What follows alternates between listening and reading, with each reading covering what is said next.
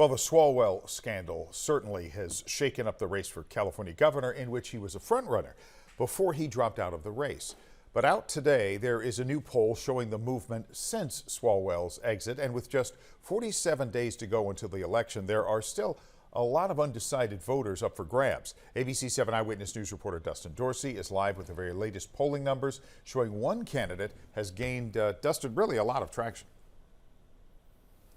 Yeah, that's right, Dan. It was 17% of those surveyed last month that were supporting Eric Swalwell, and now the Emerson College polling has found a rising Democrat since Swalwell's departure. This poll emphasizes the degree to which this is so wide open. This should actually be encouraging news to the entire rest of the field.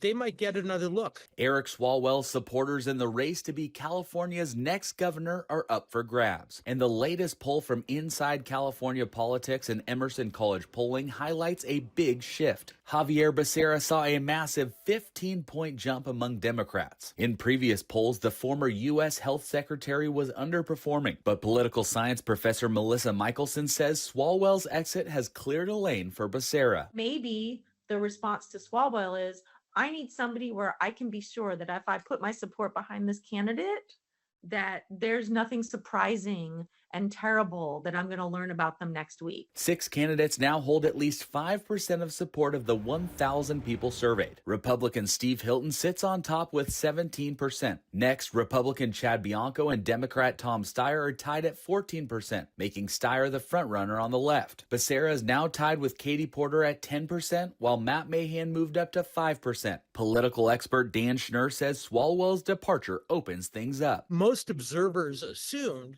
that the other frontrunners, Katie Porter and Tom Steyer, would benefit the most. But it looks like Democrats might be taking a longer look at some of the candidates who they had previously dismissed. This poll was key ahead of the April 22nd debate next week in San Francisco, with 5% needed to earn a spot. Hilton, Bianco, Steyer, and Porter already hit that number, but Becerra and Mahan have now officially qualified as well. Michelson says this helps with previous concerns involving diversity on the panel, which benefits voters taking that important second look. Now that Becerra has qualified for the debate, now it's not an all-white debate. And so I think that actually means that more of the eligible candidates will agree to participate. It's going to be a pretty exciting 3 weeks. And that's, of course, when those ballots will drop ahead of the June primary. Now, with 23% of voters, according to that poll, still undecided, these next few weeks are certainly going to be very important for all candidates.